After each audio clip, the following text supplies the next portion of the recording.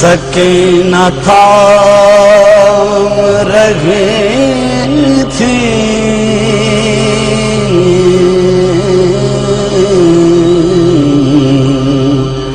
ابا کے دامن کو. اعوذ باللہ من الشیطان اللعین الرجیم. بسم اللہ الرحمن الرحیم. الحمد للہ رب العالمین بارئ الخلائق اجمعین، والصلاة والسلام على جميع الأنبياء والمرسلين، سيما من سمي في الآفاق بأحمد وفي الأرض بأبي القاسم محمد.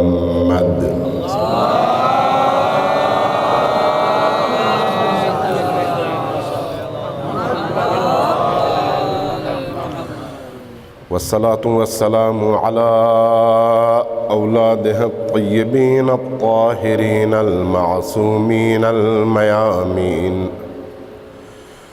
واللعنة الدائمة على أعدائهم أجمعين من يوم عداوتهم إلى قيام يوم الدين.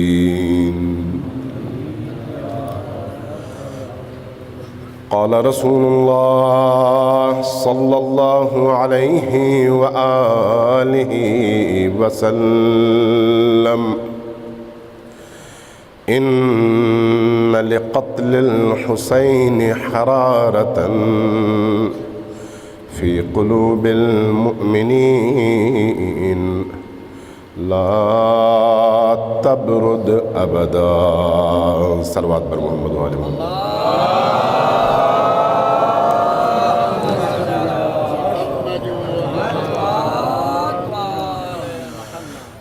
یقینی یہ جو مہینہ ہے اپنے تقدس، احترام، اثر اور پیغام کے حوالے سے سال کے 11 مہینوں کی نسبت بالکل الگ تھلگ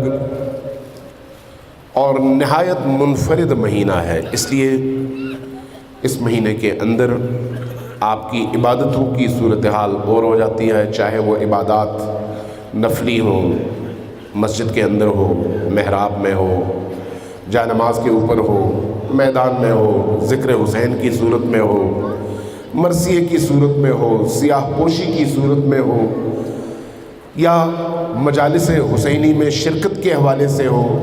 دل کی حالت بھی اور ہوتی ہے اور ظاہری حالت بھی تبدیل ہو جاتی ہے. تو ایسے موقع پر بہت سارے لوگوں کی خواہش ہوتی ہے کہ ان کے لیے دعا کی جائے، ان کے مسائل کے حل کے لیے دعا کی جائے، بیماروں کی شفا یابی کے لیے دعا کی جائے، جن کے گھروں میں آفات ہیں، بلیات ہیں، مشکلات ہیں، ان کی مشکلات کی دوری کے لیے دعا کی جائے. تو اس لیے اس محفل اور مجلس کے اندر جتنے بھی ایسے حاجت مند ہیں، ان سب کی حاجات کی برابری کے لیے اور ساتھ ہی ساتھ وہ ملتمسین دعا جنہوں نے دعا کی درخواست کی ہے آپ عزاداران سید الشہداء سے، اور جن کے گھروں کی مشکلات ہیں، اللہ ان سے واقف ہے اگرچہ میں اور آپ شاید نہ جانتے ہوں. ان تمام ملتمسین دعا اور حاجت مند افراد کی حاجات کی برابری کے لیے آئے کریمہ کی ہم 5 مرتبہ تلاوت کرتے ہیں اور اللہ سے دعا کرتے ہیں. ایک دفعہ پھر صلوات بھیجیے بر محمد و آل محمد.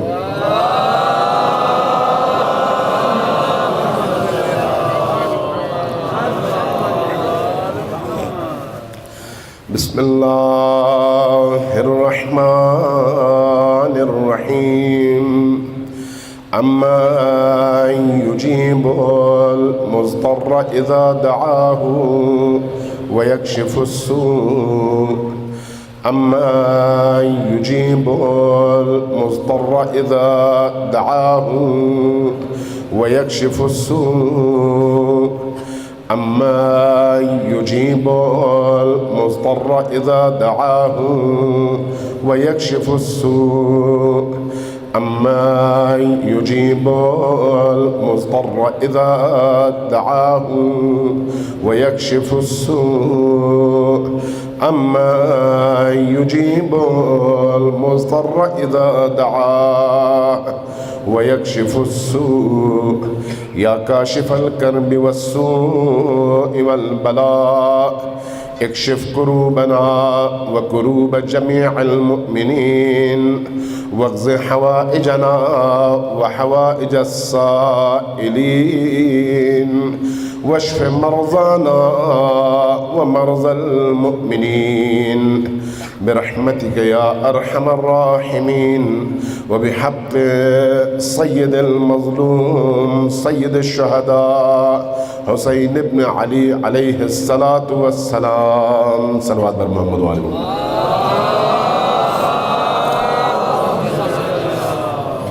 عزیزان گرامی، آج محرم کی پہلی شب ہے۔ اس پہلی شب میں آپ صرف پاکستان نہیں، صرف آپ کے علاقے میں نہیں، بلکہ دنیا میں کہیں پر بھی چلے جائیں، چاند کے نظر آتے ہی دو طرح کی تبدیلیاں محسوس ہوتی ہیں۔ ایک خود کائنات کے اندر ایک معنوی اور تکوینی تبدیلی انسان محسوس کرتا ہے۔ ایسے لگتا ہے جیسے واقعی پوری زمین اور زمان کے ذرے ذرے نے غم کا لباس پہنا ہے اور انسان کی روح بوجھل محسوس ہوتی ہے۔ اور دوسرا ظاہری تبدیلی ہے، ہر طرف عزاداری سید الشہداء کا اہتمام، مجالس کے لیے اہتمام، امام بارگاہوں کو تزئین و آرائش اور تیار کرنے کا سلسلہ، مرثیوں کا، نوحوں کا، غم منانے کا۔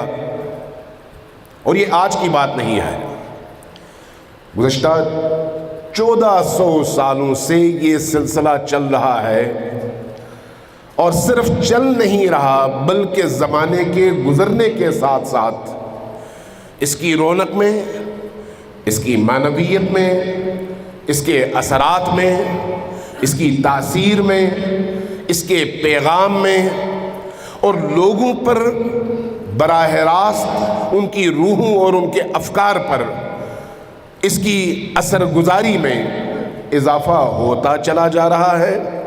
اور ساتھ ہی ساتھ آج یہ جو 15ویں صدی ہے، اس صدی کے اندر جب سوشل میڈیا اتنا عام ہے، الیکٹرانک میڈیا اتنا عام ہے، نیٹ کی ایک بہت بڑی دنیا آباد ہو چکی ہے، جس نے افریقہ اور ایشیا کو اور زمین کے تمام حصوں کو آپس میں اس طرح سے جوڑ دیا ہے کہ دنیا میں کہیں پر کوئی حرکت ہو، ساری دنیا تک آنن فانن اس کی خبر پہنچتی ہے۔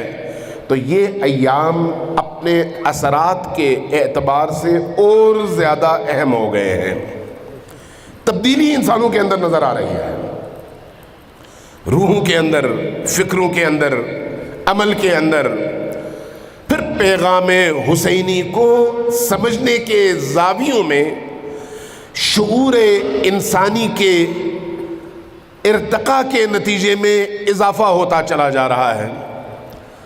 اب آج کی نسل 50 سال پہلے والی نسل کی طرح سے نہیں سوچتی، دونوں حوالوں سے، عبودیت اور بندگی کے حوالے سے بھی اور ایک نظریے کے حوالے سے بھی۔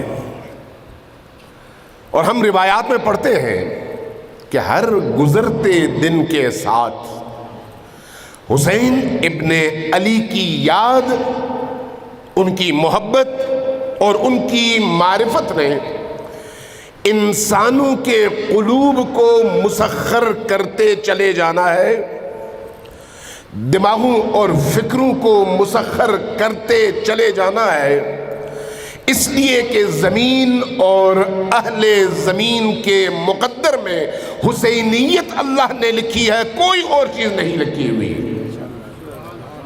یعنی یہ انسانیت کا، صرف شیعیت کی بات نہیں کر رہا، صرف مسلمانوں کی بات نہیں کر رہا، کسی خاص مکتبہ فکر، مسلک اور دین کی بات نہیں کر رہا، بلکہ بنی نوع آدم اور عالم بشریت کے مقدر میں جو مستقبل لکھا گیا ہے اللہ کی طرف سے، اس مستقبل کا نام حسین ابن علی ہے۔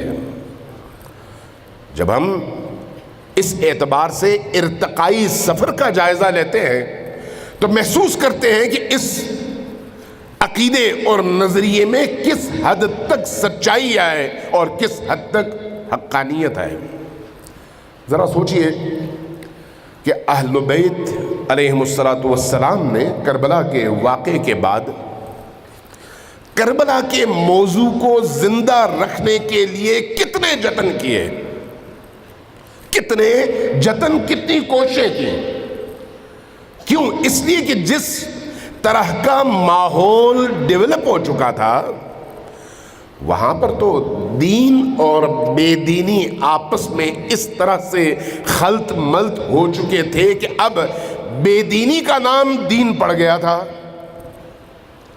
حسین ابن علی کا قیام اسی نقطۂ نظر کے تحت ہے، لہٰذا اس پر تفصیل سے بات ہوگی۔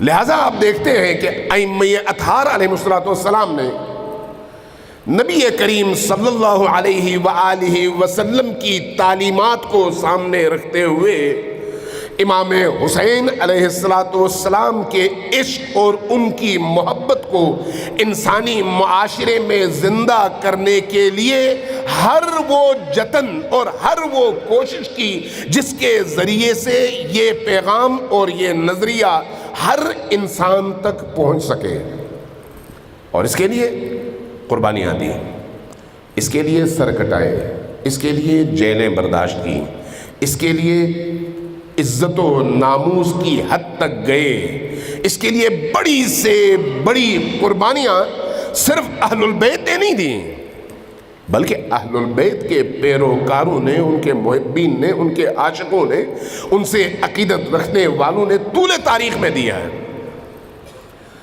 جب ہم اس اعتبار سے محرم کا جائزہ لیتے ہیں اور عاشورہ کا جائزہ لیتے ہیں تو پھر ہمیں ہمارا نقطۂ نظر عاشورہ کو دیکھنے کے حوالے سے بدل جاتا ہے۔ آپ ذرا غور کیجئے گا کہ غم منانا ہر قوم میں ہے۔ عیسائی اب بھی جب حضرت عیسیٰ کی سالانہ طور پر یاد مناتے ہیں تو ویٹیکن سٹی میں 20 لاکھ سے زیادہ لوگ جمع ہو جاتے ہیں۔ کتنے؟ 20 لاکھ سے زیادہ لوگ پورے دنیا مسیحیت سے آتے ہیں اور پوپ کے سامنے کھڑے ہو جاتے ہیں۔ 20 لاکھ لوگ یونیفارم کے ساتھ، یعنی سیاہ لباس کے ساتھ۔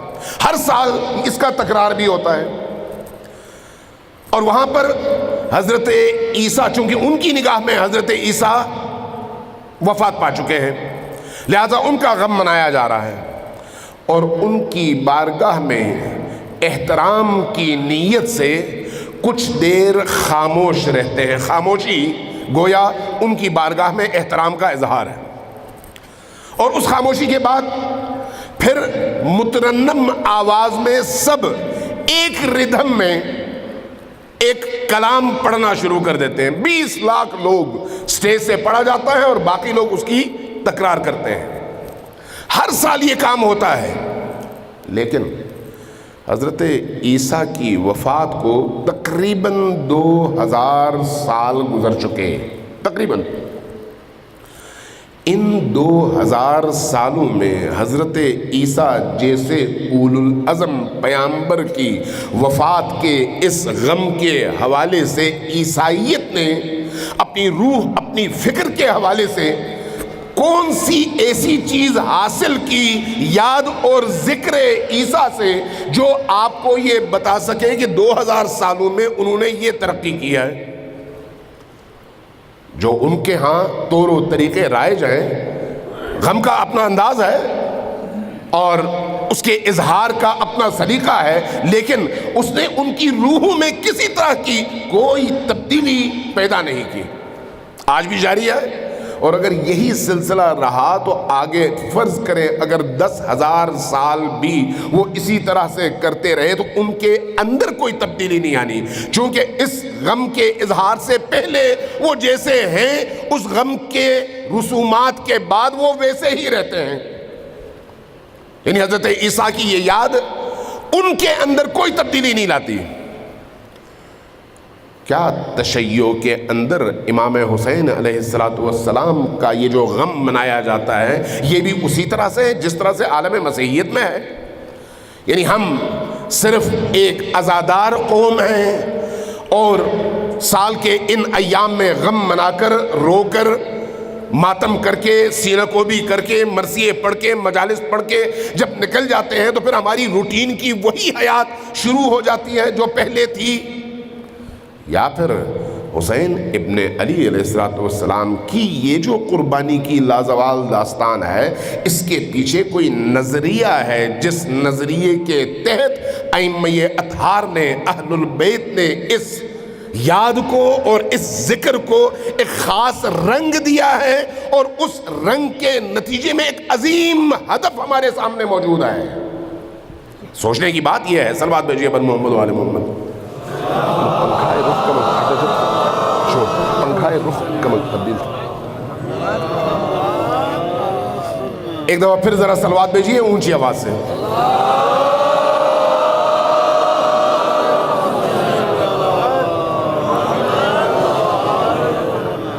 ذرا میں چاہوں گا کہ آپ میرا ساتھ دیں اور ساتھ ساتھ چلیں، ایسا نہ ہو کہ غنودگی کی کیفیت محسوس ہو۔ اگرچہ آپ لوگ بیدار ہیں لیکن میں چاہتا ہوں زیادہ بیدار رہیں اور ذرا آپ کا انپٹ بھی آتا رہے۔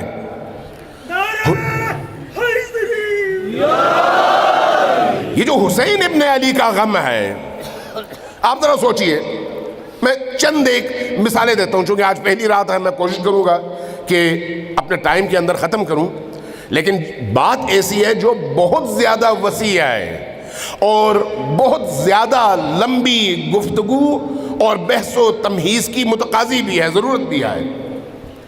ذرا غور کیجئے گا کہ رسول پاک صلی اللہ علیہ وآلہ وسلم نے جب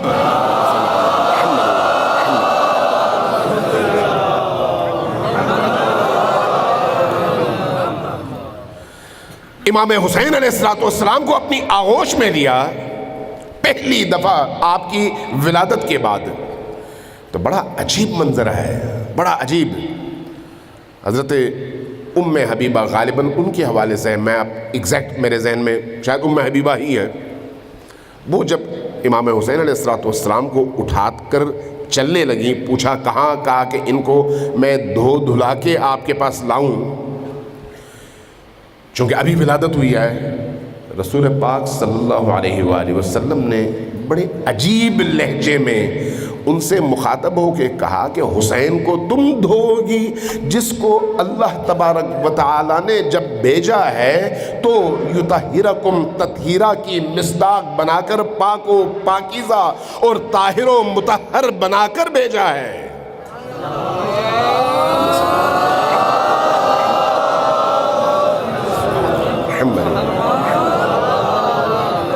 لاؤ میرے حوالے کر دو۔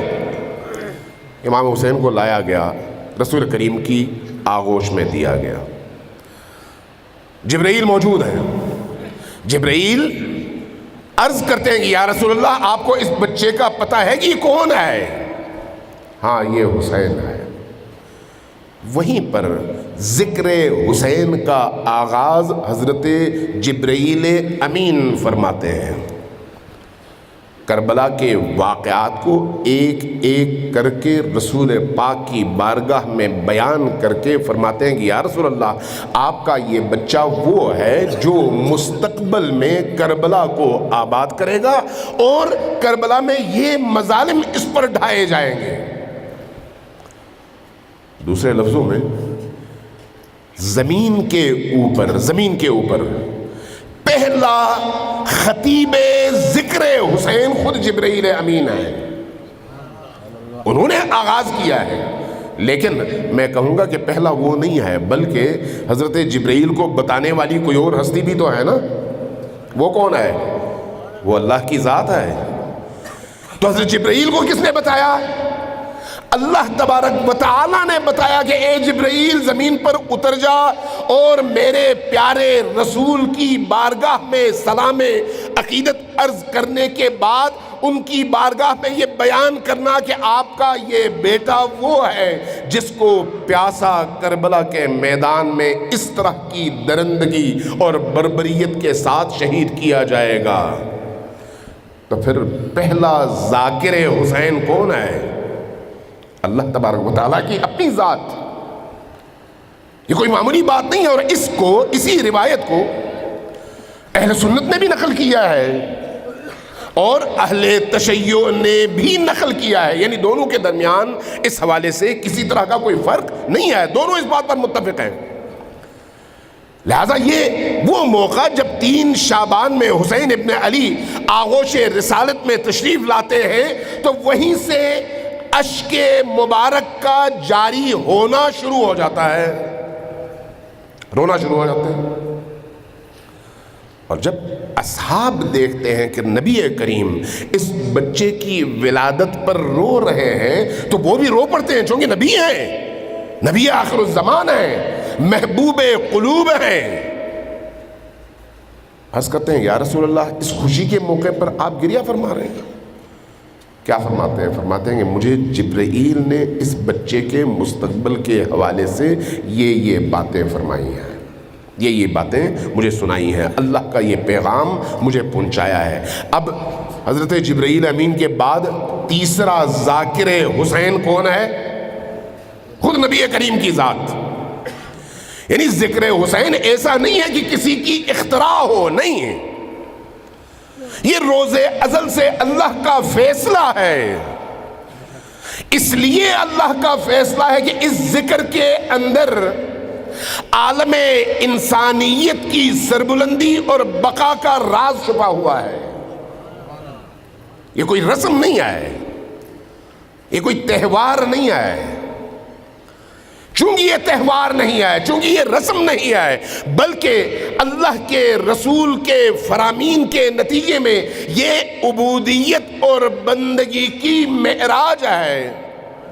اس لیے اس کی تاثیر بھی اسی حساب سے ہے، اس لیے اس کے اندر اثر ہے۔ لہذا نبی کریم نے وہاں پر لوگوں کے سامنے یہ ارشاد فرمایا ان لقتل الحسین، قتل حسین کی وجہ سے حرارتن، اللہ تبارک و تعالی ایک ایسی آگ، ایک ایسی حرارت اہل ایمان کے دلوں میں روشن کر دے گا۔ ان لقتل الحسین حرارتن فی قلوب المؤمنین لا تبرد ابداً، قیامت آئے گی لیکن وہ جو حسین کے قتل کے لیے اللہ نے گرمی، حرارت اور آگ مؤمنین کے دلوں میں پیدا کی ہے، وہ آگ کبھی بھی بجھائی نہیں جا سکے گی، وہ آگ بجھائی نہیں جا سکے گی۔ یہ کیسی آگ ہے؟ ایسی آگ ہے جس کی وجہ سے جو شخص عشق حسین اور حب حسین کی اس خوبی، جس کو آپ بیماری بھی کہہ سکتے ہیں لیکن بیماری مثبت معنی میں، جو امام خمینی کہا کرتے تھے اور بعض عرفاء نے بھی اسی انداز میں بیان کیا ہے کہ ہم بیمار حب خدا ہیں، بیمار حب رسول ہیں، بیمار حب اہل البیت ہیں۔ یہ بھی ایک بیماری ہے، لیکن یہ بیماری وہ ہے جس کے نتیجے میں انسان کمالات انسانی کے درجے طے کرتے ہوئے اس مقام تک پہنچتا ہے جہاں پر فرشتے اس کو دیکھ کر حسرت کی آہیں بھرتے ہیں کہ کاش ہم بھی اس انسان کے مقام تک پہنچے ہوتے۔ یہ جو حب حسین کی حرارت ہے، یہ ایسی حرارت ہے۔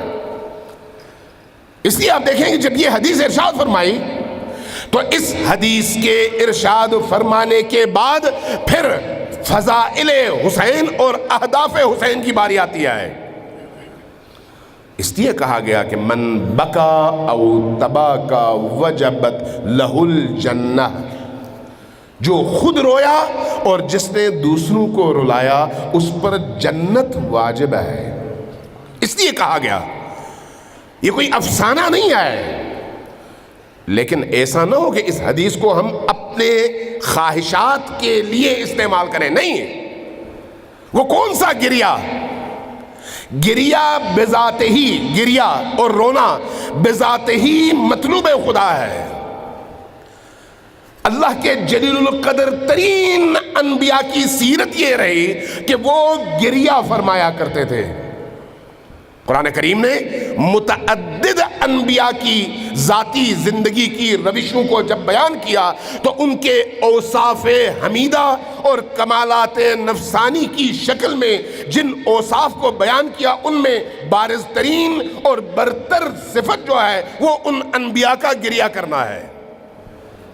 چونکہ یہ گریہ دو طرح سے ہے، ایک حب خدا اور عشق خدا میں۔ انسان کو اللہ نے پیدا ایسا کیا ہے، آپ ذرا غور کیجئے گا، سمندر سے ایک قطرہ نکلتا ہے جب گرمی پڑتی ہے، بخار کی صورت میں یہ قطرہ نکلتا ہے، نکلنے کے بعد بخارات کی شکل اختیار کرتا ہے، وہ بادل بنتا ہے، بادل بننے کے بعد کسی ٹھنڈے علاقے سے گزرتا ہے تو بارش کی شکل اختیار کرتا ہے۔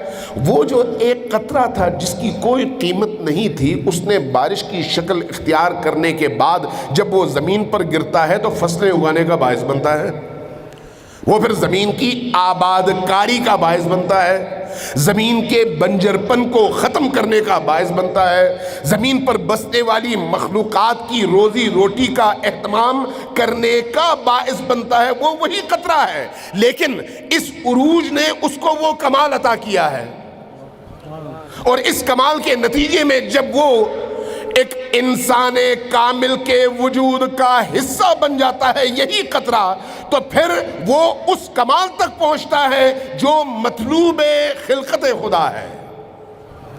ناقص تھا،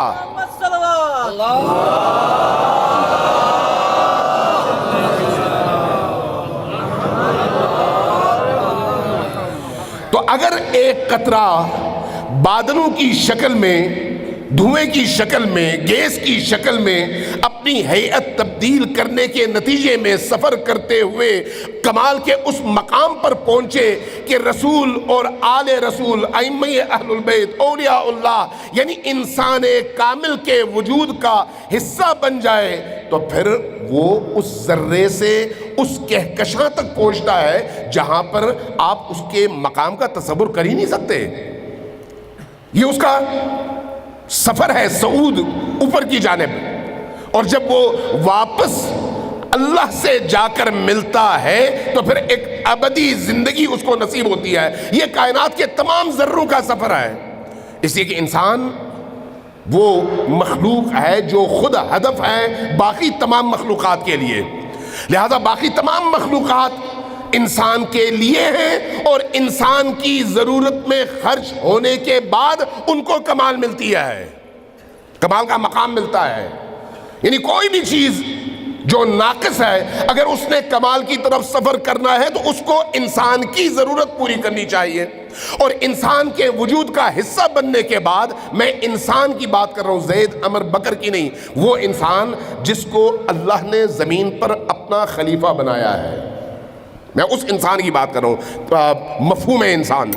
لہذا جب یہی قطرہ اس انسان کے وجود کا حصہ بنتا ہے تو کمال کی اس انتہا تک پہنچتا ہے۔ یہ جو گریہ ہے نا، یہ جو گریہ ہے، یہ گریہ بھی انسان کو اسی کمال تک پہنچانے کا ذریعہ ہے، اس لیے کہ جو عشق خدا میں گریہ ہے، حب خدا میں گریہ ہے، خدا سے ملنے کے شوق میں گریا ہے، یہ گریا اس کے اندر ایک ایسا تلاطم برپا کر دیتا ہے کہ اس کے اندر کی تمام کثافتیں دور ہو جاتی ہیں اور وہ پاک و پاکیزہ اور طاہر و مطہر ہو کر اپنے معبود سے جا ملنے کے اس سفر میں تیزی سے آگے کی طرف در حرکت میں شامل ہو جاتا ہے، یہاں تک کہ اس کی وفات ہو جائے اور پھر وہ روح خدا سے جا کے ملے، اللہ سے جا کے جڑ جائے۔ یہ کمال کا ایک سفر ہے۔ لیکن ایک دوسرا سفر ہے، وہ ہے عشق حسین اور آل حسین میں گریا۔ اس گریا کے حوالے سے ائمہ ہدیٰ علیہ السلام نے جو ہمارے سامنے اس کا فلسفہ رکھا ہے وہ یہ ہے کہ اس گریے کے نتیجے میں انسان کے اندر جو تبدیلی آتی ہے وہ کیا ہے؟ وہ اس شخصیت سے مربوط ہے جس شخصیت کے لیے انسان گریا کر رہا ہے۔ آپ کو اگر خدا نخواستہ کہیں پر ایسا کوئی اتفاق اور حادثہ دیکھنے کو مل جائے جہاں پر چند بچوں کو گاڑی نے کچل دیا ہو اور ان کی لاش کے اعضاء ادھر ادھر بکھرے ہوئے ہوں تو آپ بے اختیار گریا کریں گے۔ کیوں؟ یہ آپ کے اندر کی انسانی احساسات کا اظہار ہے، آپ چاہیں بھی تو روک نہیں سکتے، گریا ہوگا۔ کہیں پر کوئی جذباتی منظر دیکھیں گے تو خود آپ کے اندر ایک گریا جنم لے گا، آنسو بہیں گے۔ بعض اوقات میں نے دیکھا لوگوں کو ڈراموں کا تذکرہ کرتے ہیں یا بعض فلموں کے سینز کا تذکرہ کرتے ہیں کہ بھئی اس نے ہمیں رلا دیا۔ کیوں؟ اس لیے کہ ان انسانی جذبات اور پہلوؤں کے اظہار کا جہاں جہاں موقع ملے گا انسان کی آنکھوں سے اشک بہیں گے، لیکن یہ اشک اور یہ گریا اس کو کمال کی طرف لے جانے کے لیے نہیں ہے، یہ حیوانیہ ہے، یہ حیوانیہ ہے۔ وہ اشک، وہ گریا جو انسان کو کمال انسانی کی طرف لے کر جانے کا باعث بنتا ہے وہ کیا ہے؟ وہ یہ ہے کہ آپ کس پر اور کس مقصد کی خاطر گریا کر رہے ہیں۔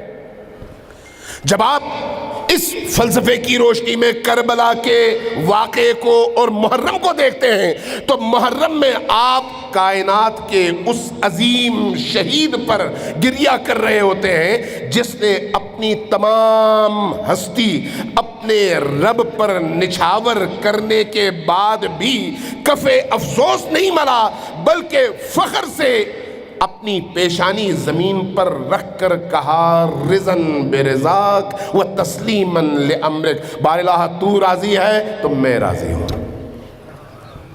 چونکہ تو راضی ہے میں اس لیے خوش ہوں کہ تو مجھے دیکھ رہا ہے، میں اس لیے راضی ہوں کہ تو مجھے دیکھ رہا ہے، میں اس لیے راضی ہوں کہ تو نے جس رستے پر خون نچھاور کرنے کا کہا تھا وہاں پر میں نے اپنی ذمہ داری ادا کیا ہے۔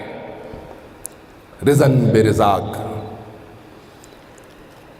تسلیما لامرک، تیرے حکم کے سامنے میں سر تسلیم خم ہوا۔ اس لیے جب آپ اس سید الشہداء پر گریا کرتے ہیں تو اس گریا کے نتیجے میں کیا ہوتا ہے؟ یہ صرف ثواب کمانے کا ذریعہ نہیں ہے یہ جو آپ کی مجلس ہے، چونکہ جو میں نے روایت پڑھی من بکا او تبا کا وجبت لہ الجنہ، جو خود گریا کرے اور دوسروں کو گریا کروائے اس پر جنت واجب ہے، بڑی روایات ہیں اس حوالے سے، صادق آل محمد سے بھی اور باقی ائمہ اطہار سے بھی بڑی روایات ہیں۔ لیکن ان روایات کا مطلب ہرگز یہ نہ لیں کہ کوئی شخص گریا کرے اور اس کے بعد اس کی عملی زندگی کا کوئی تعلق حسین ابن علی سے نہ ہو، نہیں، یہ کیسا گریا ہے؟ یہ وہ گریا ہے جو انسان کے اندر اس عظیم شہید کے عزم سے ہم آہنگی کا جذبہ پیدا کرتا ہے، یہ وہ گریا ہے جو اس کی فکر کو لے جا کر حسین ابن علی کی فکر سے جوڑتا ہے، یہ وہ گریا ہے جو اس کو میدان عمل میں، عظیمت کے میدان میں، مقاومت کے میدان میں، بہادری کے میدان میں، شجاعت کے میدان میں، قربانی کے میدان میں، ایثار کے میدان میں، حق اور باطل کی جنگ کے میدان میں اس صف میں کھڑا کر دیتا ہے جہاں پر حسین ابن علی کھڑے ہیں۔ یہ وہ گریا ہے یہ وہ گریہ ہے جو انسان کے اندر ایک ایسی پاکیزگی پیدا کر دیتا ہے جس کے نتیجے میں اب وہ گناہ کو نفرت کی نگاہ سے دیکھتا ہے اور گناہگار کو محبت سے اس گناہ سے نکالنے کی جدوجہد کرتا ہے۔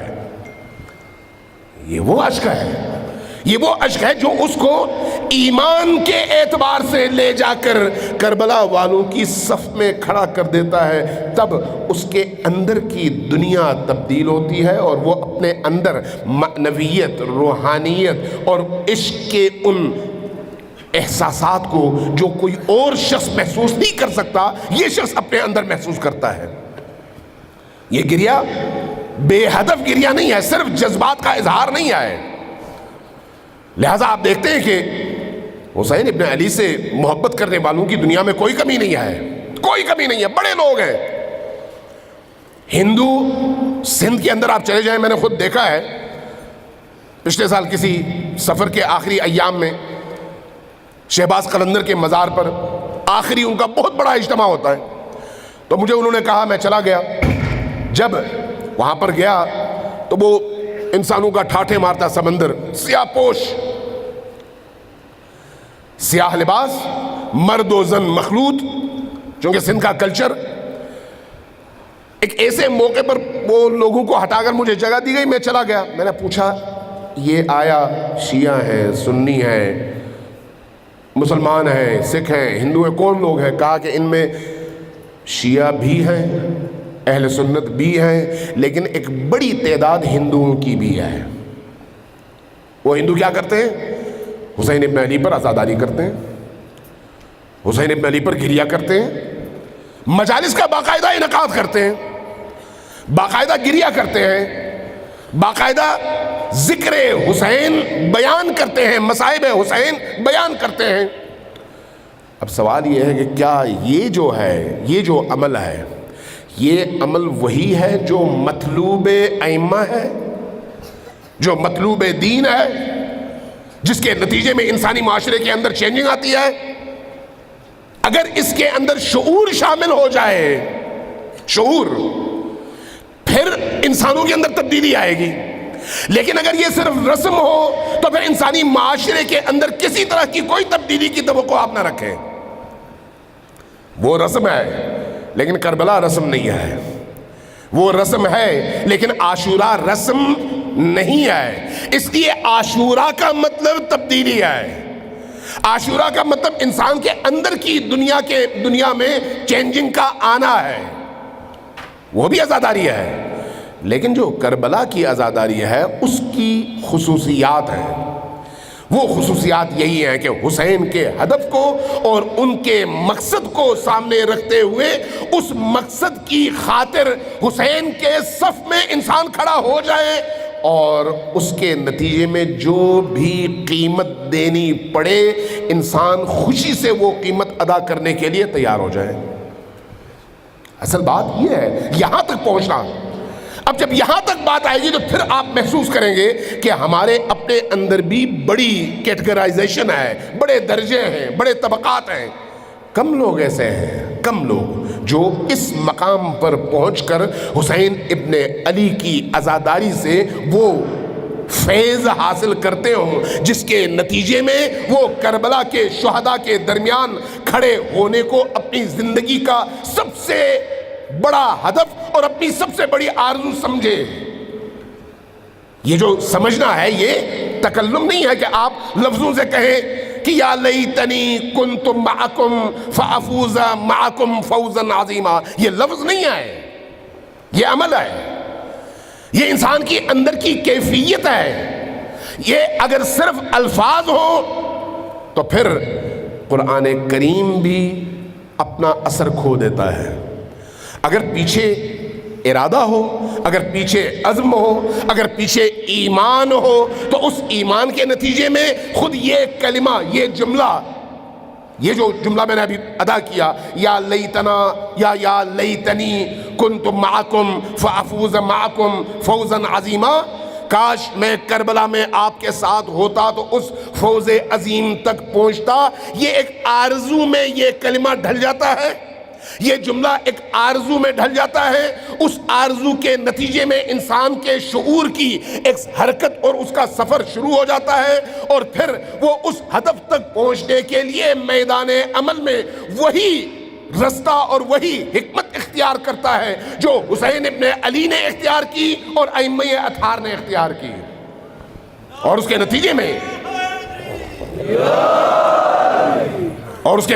پھر انسانی معاشرے کے اندر چینجنگ آتی ہے، اس کے نتیجے میں پھر انسانی فکر بدلتی ہے، انسانی معاشرہ بدلتا ہے، اور معاشرے کے بدلنے کے نتیجے میں پھر آپ دیکھتے ہیں کہ ایسے انسانوں کے غلبے کا آغاز ہوتا ہے، اور پھر مقابلے میں جو فکر ہے جس کو آپ اموی فکر کہتے ہیں، یزیدی فکر کہتے ہیں، ابلیسی فکر کہتے ہیں، استعماری فکر کہتے ہیں، یا طاغوتی فکر کہتے ہیں قرآن کی اصطلاح میں، تو ان تمام افکار کو پھر شکست ملنی شروع ہو جاتی ہے اس غلبے کے نتیجے میں۔ لیکن یہ جو غلبہ شروع ہوگا یہ انسان کے اندر کی تبدیلی کے نتیجے میں ہی ہوگا، اور اس تبدیلی کا پیش خیمہ یہی عزاداری ہے جس میں آپ ابھی بیٹھے ہوئے ہیں، یہی ذکر حسین ہے۔ اسی ذکر حسین کو لوگ کاروبار بھی بنا لیتے ہیں، اور اسی ذکر حسین کو لوگ شہادتوں کے دروازے کو کھولنے کا باعث بھی بنا دیتے ہیں۔ یہ آپ پر ڈیپینڈ کرتا ہے کہ آپ کس طرح سے اس ذکر حسین کی مجلس کو یوز کریں، کس طرح سے اس سے آپ استفادہ کریں۔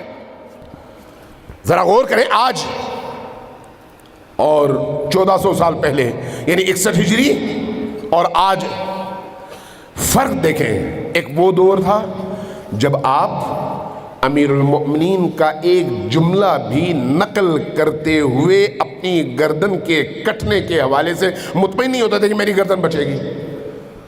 ایک وہ دور تھا جب ظلم اور ستم اس حد تک تھا، وہاں پر اگرچہ انگوش شمار لوگ تھے، لیکن انہی انگوش شمار لوگوں نے جد و جہد کی، اور نتیجتاً آہستہ آہستہ یہ پیغام پھیلتا چلا گیا۔ صرف انہی کی نسلیں نہیں بلکہ معاشرے کے باقی لوگوں کی فکروں کو، ان کے ذہنوں کو اس ذکر نے متاثر کیا، اور یہ سفر آگے بڑھتا رہا۔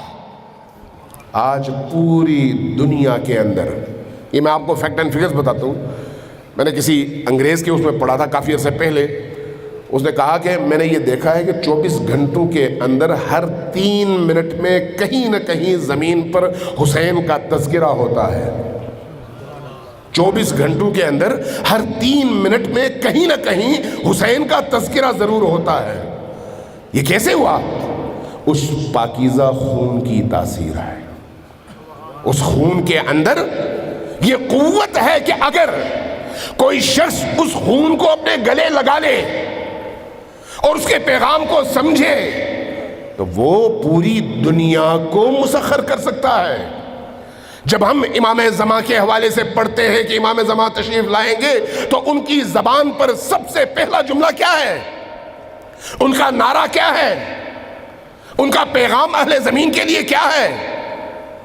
کربلا کا انتقام، شہدائے کربلا کا انتقام۔ میں اس طرف جب موقع ملا آؤں گا، لیکن یہ ذہن میں رکھیے گا کہ دین رسم سے عبارت نہیں ہے، اور کربلا اس دین کی روح ہے۔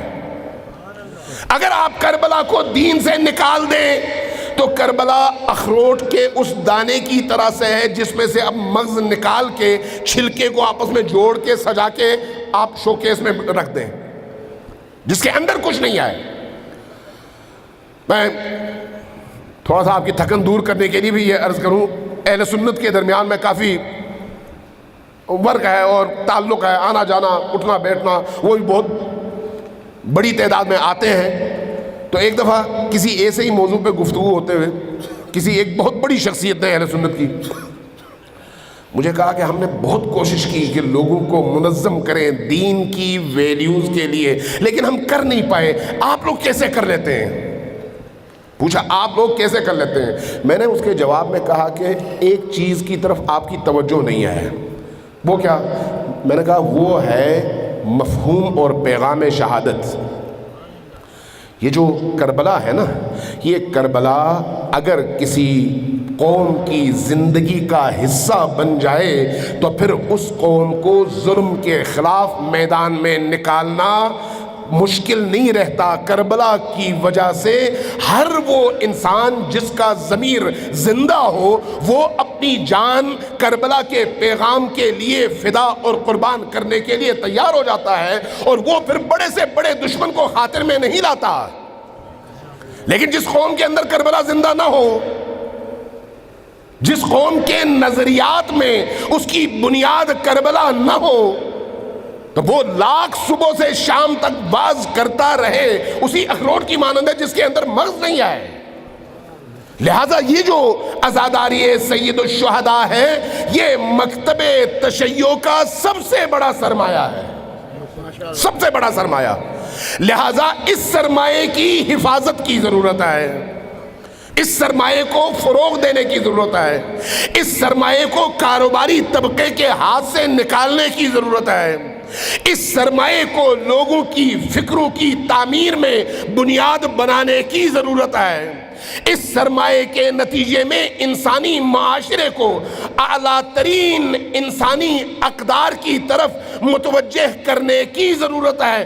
جیسے جیسے آپ کربلا کے پیغام کو عام کرتے چلے جائیں گے، آپ کے معاشرے کے لوگ چاہے ان کا تعلق کسی مسلک، کسی دین، کسی قوم، کسی علاقے سے ہو، اگر ان کے اندر تعصب نہ ہو، چونکہ تعصب سب سے بڑی رکاوٹ ہے، اگر تعصب نہ ہو تو وہ خود بخود آپ کی طرف آتا چلا جائے گا۔ حسین کے پیغام میں یہ کشش موجود ہے۔ وہ جو جوش نے کہا تھا نا کہ انسان کو بیدار تو ہو لینے دو، ہر قوم پکارے گی ہمارے ہیں حسین، تو یہ بات ایسے ہی نہیں کہی اس نے۔ حقیقت یہ ہے کہ عالم انسانیت کو حریت کا جو پیغام اللہ نے انبیاء اور اولیاء کے ذریعے سے دیا وہ تب تک مکمل نہیں ہوتا جب تک کربلا منصع شہود پہ لوگوں کے سامنے نمودار نہ ہو۔ یہ کربلا ہے جو ان تمام ویلیوز کو زندہ کر کے انسان کے اندر موجود فطرت پر پڑی ہوئی زنگ کو صاف کر کے اس کو کربلا کی اس روح سے جوڑ دیتا ہے۔ صلوات بھیجیے بر محمد علیہ وسلم۔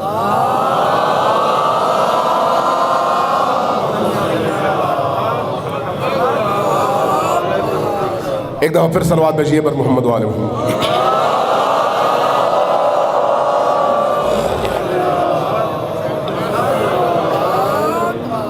ایک دفعہ پھر صلوات بھیجیے بر محمد علیہ وسلم۔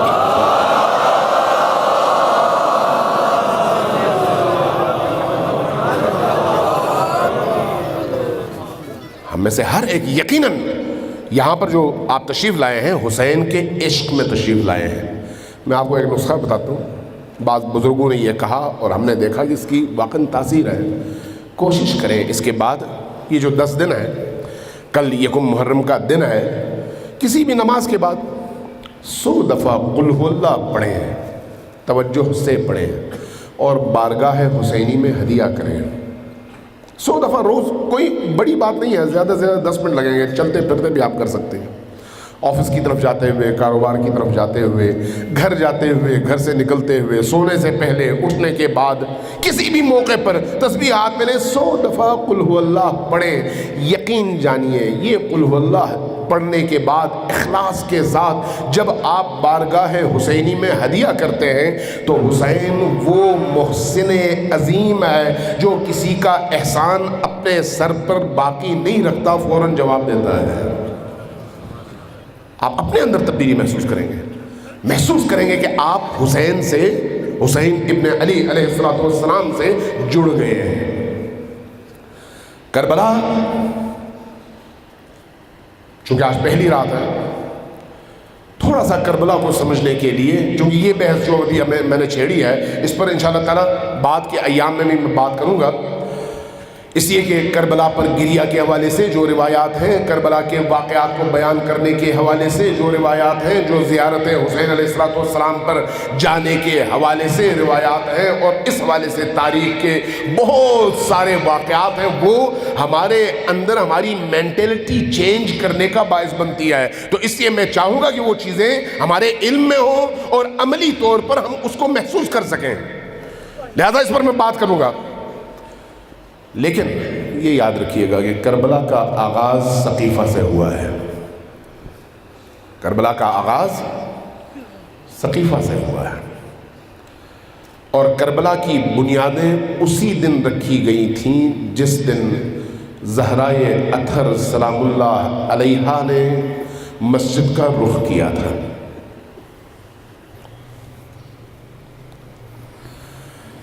حضرت زہرا سلام اللہ علیہا حسین ابن علی کی والدہ ہے، وہ ہیں جن کے بارے میں نبی کریم نے فرمایا تھا فاطمۃ بضعۃ منی، فاطمہ میرے وجود کا حصہ ہے، من احبہا احبنی، جس نے مجھ سے محبت کی اس نے مجھ سے محبت کی، ومن ابغضہا ابغضنی، جس نے اس سے بغض رکھا، عناد رکھا، اس نے مجھ سے بغض رکھا، ومن ابغضنی ابغض اللہ، جس نے مجھ سے بغض رکھا اس نے اللہ سے بغض کیا، اللہ سے دشمنی کی۔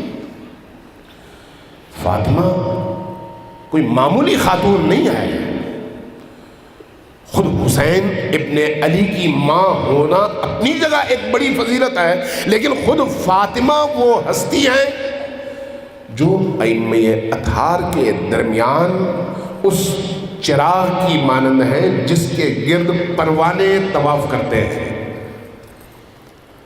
اس لیے ہماری معتبر ترین روایات میں یہ بات آئی ہے کہ رسول پاک کے بعد جبرائیل امین کا زمین پر اترنا ختم ہو گیا، لیکن صرف وہ تب اترے جب فاطمہ سلام اللہ علیہا نبی پاک کی رحلت اور وصال کے غم میں نڈھال تھی اور 40 دن گھر میں رہیں۔ ان 40 ایام میں روز جبرائیل اترتا اور اللہ کا پیغام پہنچاتا۔ ہماری روایات کہتی ہیں کہ فاطمہ الزہرا سلام اللہ علیہا کوئی معمولی ہستی نہیں ہے، بہت بڑی ہستیاں ہیں، اس لیے اپنی تاثیر کے اعتبار سے بھی انتہائی اہم۔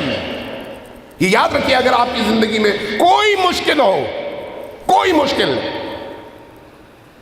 اگر آپ نے مشکل کشا کے دروازے پر دستک دینا ہے تو فاطمہ سلام اللہ علیہا چونکہ ماں ہیں اس لیے وہ جلدی لبیک کہتی ہیں اور جلدی اجابت کرتی ہیں۔ عملی طور پر تجربہ کر کے دیکھیں، جب کبھی کوئی مشکل ہو، فاطمہ الزہرا سلام اللہ علیہا انہوں نے کربلا کی بنیادیں شروع کی ہیں مدینہ سے۔ رسول پاک نے فرمایا تھا کہ میری اس بیٹی کا خیال رکھو۔ رسول پاک نے جتنا عرصہ فاطمہ الزہرا سلام اللہ علیہا رہیں، آپ رہے، اس پورے عرصے میں ہر وہ کام کیا جس سے پتہ چلے کہ فاطمہ کا مقام کیا ہے۔ جب کبھی فاطمہ آتی، اٹھتے، اپنی جگہ خالی کرتے، ان کو اپنی جگہ بٹھاتے ہیں، کوئی معمولی بات تو نہیں ہے، خود اٹھ جاتے ہیں، ان کو لاتے، اپنی جگہ بٹھاتے، خود سامنے بیٹھ جاتے، بوسہ لیتے۔ اہل سنت نے بھی نقل کیا، اہل تشیع نے بھی نقل کیا، ایک روایت میں 6 ماہ، ایک روایت میں 1 سال، ہر روز 5 نماز کے اوقات میں اور اذانوں کے موقع پر آتے اور فاطمہ کے دروازے پر دستک دے کر کہتے السلام علیکم یا اہل بیت النبوہ، اے نبوت کے گھرانے والو تم پر میرا سلام ہو۔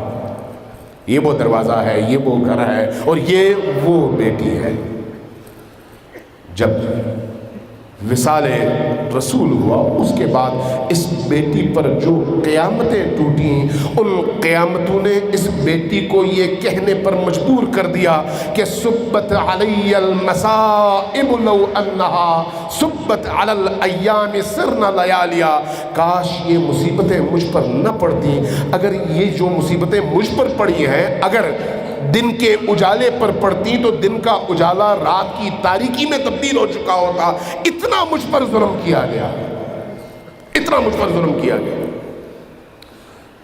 یہ بیٹی اپنے حق کے لیے فدق کے حوالے سے جب دربار میں پہنچی، جو کچھ ہوا میں اس کی تفصیل میں نہیں جاتا، لیکن جب دربار سے آخری دفعہ نکلی تو آپ کے ہاتھ میں فدق کا پروانہ تھا، فدق کا پروانہ تھا، لے کر گھر کی طرف آ رہی تھی، کوچے بنی ہاشم میں پہنچی۔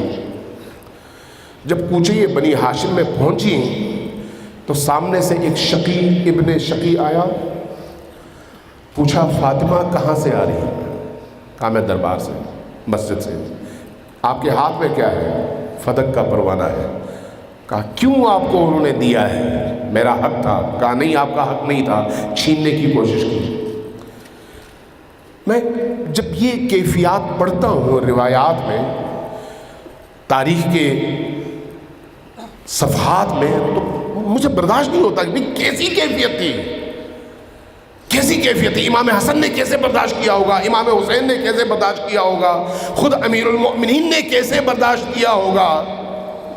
جب فاطمہ الزہرا سلام اللہ علیہا شہادت پا گئی نا، تو اس وقت حضرت ام ایمن نے نقل کیا ہے، وہ کہتی ہیں کہ میں نے دیکھا امام حسن اور امام حسین دونوں اپنی ماں کے دونوں قدموں سے لپٹ کر آپ کے پاؤں کو اپنے رخسار سے مل کر رو رہے ہیں۔ میں اس گریے میں شامل ہوئی، میں نے دیکھا امام حسن زیادہ رو رہے ہیں، امام حسین نسبتاً کم رو رہے ہیں۔ میں نے امام حسن سے مخاطب ہو کر کہا کہ بیٹا حسن تم بڑے ہو، تمہیں دیکھ کے زینب زیادہ روئے گی، تمہیں دیکھ کے ام کلثوم زیادہ روئیں گی، تمہیں دیکھ کے حسین ابن علی زیادہ روئیں گے، تو اس لیے تم تھوڑا سا برداشت کرو۔ کیا کہا؟ تاریخ نے بھی لکھا اور حدیث میں بھی آئے، امام صادق علیہ السلام سے منقول حدیث ہے، فرمایا کہ اے اماں جان، آپ نے مجھے کہا کہ تم رونا بند کر دو اس لیے کہ چھوٹے بچے زیادہ روئیں گے۔ انہوں نے وہ منظر نہیں دیکھا جو میں نے دیکھا ہے۔ بیٹا تم نے کیا دیکھا؟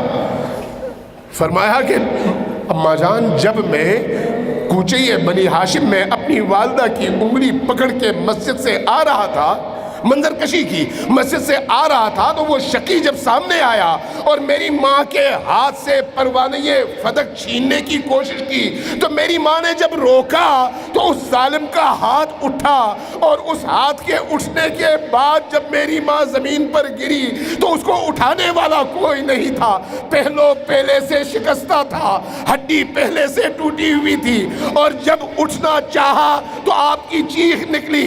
پھر کوچے بنی ہاشم کی دیوار کا سہارا لے کر روضہ نبی کی طرف رخ کیا اور فرمایا کہ بابا جان دیکھیے میرے ساتھ آپ کے بعد کیا سلوک کیا جا رہا۔ انا للہ و انا الیہ راجعون وسیعلم الذین ظلموا ای منقلب ینقلبون۔ سکینہ تھام رہی تھی